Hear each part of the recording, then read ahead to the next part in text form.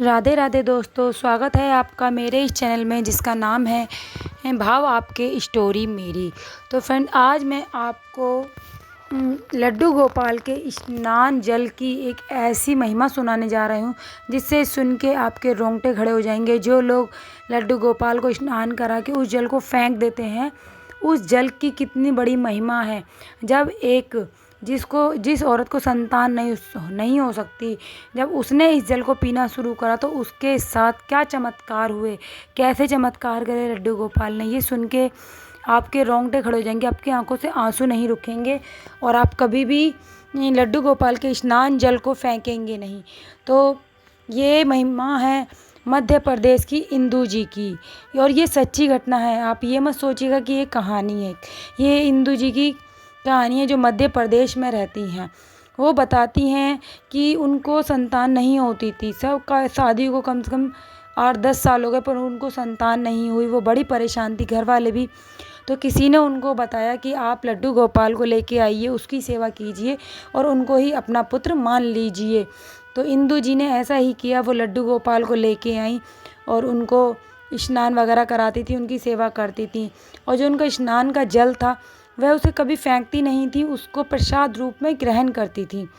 और ऐसे ही साल भर सेवा करते करते 1 साल बीत गया। घर के लोग और जो पड़ोस के लोग थे वो बोलने लगे कि क्या ऐसे किसी मूर्ति की सेवा करने से क्या कोई माँ गर्भवती हो जाती है? अगर ऐसा ही होने लग जाए तो सभी लड्डू गोपाल को लाके उनकी सेवा करें और सभी औरतें गर्भवती हो जाएंगी। फिर तो साइंस और डॉक्टर सब बेकार ही हैं। सभी लोग उन्हें ताना मारने लगे कि ऐसा कभी होता है क्या? परिवार के लोग भी बोलने लगे कि ऐसे कुछ नहीं होता है। तो लेकिन इंदू जी को अपने ठाकुर जी पे पूरा विश्वास था। उन्होंने पूरे विश्वास के साथ अपने ठाकुर जी की सेवा करी। उनका रोज़ उनको स्नान कराती, भोजन कराती, और जो उनका प्रसाद होता था भोजन कराती थी उसको भी प्रसाद रूप में ग्रहण करती, और जो स्नान जल होता था उसको भी प्रसाद रूप में ग्रहण करती थी। करीबन 1.5 साल के बाद इंदू जी प्रेग्नेंट हुई।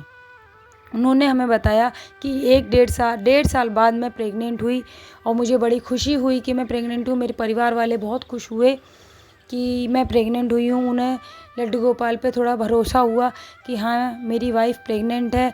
और मेरे घर में फिर लड्डू गोपाल को सब मानने लगे, पूजा करने लगे, सब उनका ध्यान करने लगे, सब उनकी सेवा करने लगे।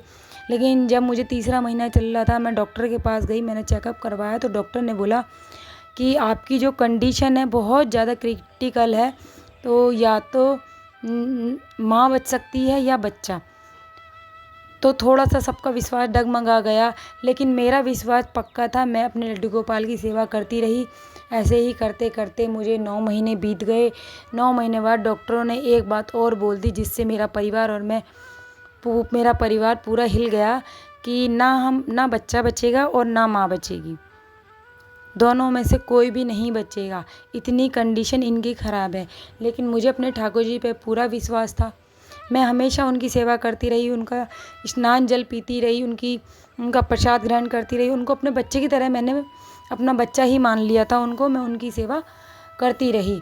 और जब मेरी डिलीवरी का टाइम आया, मुझे ऑपरेशन की डेट दी गई थी कि इनका ऑपरेशन ही होगा, ऑपरेशन से ही बच्चा होगा और उसमें भी कोई मतलब बच्चा ज़िंदा नहीं पैदा होगा, बच्चा नहीं बचा पाएंगे हम, बच्चे को भी और माँ को भी।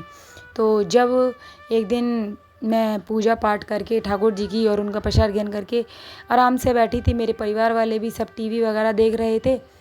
तो खाना वाना खा के रात के टाइम हम लोग अपने अपने रूम में गए सोने के लिए। तो मेरी तबीयत अचानक से बहुत ज़्यादा ख़राब हुई, मुझे बहुत पेन होने लगा। सब घर वाले परेशान हो गए और सब मुझे लेकर हॉस्पिटल गए। हॉस्पिटल में जैसे ही पहुँचे, डॉक्टर ऑपरेशन की तैयारी करने लगे। डॉक्टरों ने मेरे पति से सारे कागज़ों पर साइन करवा लिए। इंदू जी ने हमें बताया कि उनके हस्बैंड से डॉक्टरों ने सभी कागज़ों पर साइन करवा लिए और सब कुछ तैयारी हो गई ऑपरेशन की।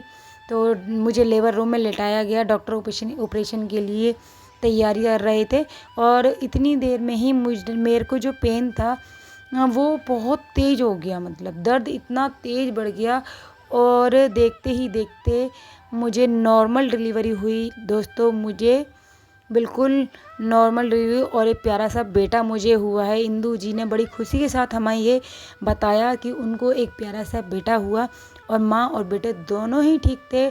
डॉक्टर भी हैरान हो गए कि ये कैसे हुआ, हमें तो इसकी उम्मीद ही नहीं थी। डॉक्टर बड़े हैरान हुए, लेकिन फिर मेरे घर वाले बहुत खुश थे। सब ने कहा ये तो ऊपर वाले की कृपा है, कोई अद्भुत शक्ति इनके साथ थी जिन्होंने इनको बचाया है और इनके बच्चे को भी बचाया है।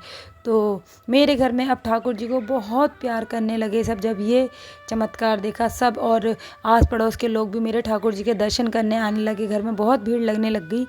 पर ये चमत्कार यहीं ख़त्म नहीं हुआ, और भी चमत्कार मेरे साथ एक और हुआ।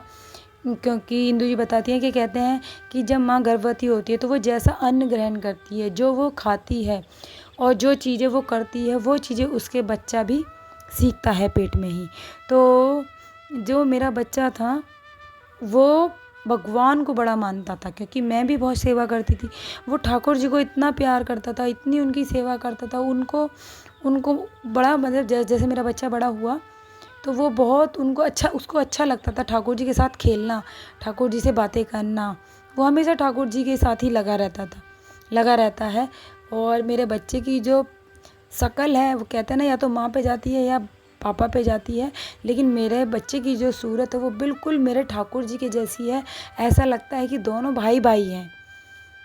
तो मैं तो यही कहूँगी, हिंदू जी कहती हैं कि अगर हमें विश्वास है, भगवान पे पूरा भरोसा है, तो हमारे साथ कभी बुरा हो ही नहीं सकता। हाँ, भगवान हमारी परीक्षा ज़रूर लेता है, जैसे मेरी ली। मैंने 1.5 साल सेवा की ठाकुर जी की, उसके बाद मैं प्रेग्नेंट हुई।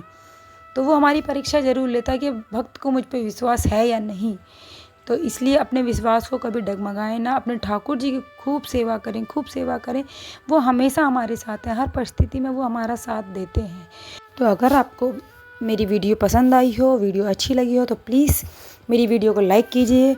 और अगर आप मेरे चैनल में पहली बार आए हैं तो प्लीज़ चैनल को सब्सक्राइब करना ना भूलिएगा, बेल आइकन को ज़रूर प्रेस कीजिएगा। और कमेंट में राधे राधे लिखना तो बिल्कुल मत भूलिएगा दोस्तों, क्योंकि मेरे प्रभु को राधे नाम बहुत प्रिय है। जो राधे राधे बोलता है उसका तो बेड़ा पार ही पार है। तो मिलते हैं नेक्स्ट वीडियो में नेक्स्ट स्टोरी के साथ, तब तक के लिए राधे राधे दोस्तों।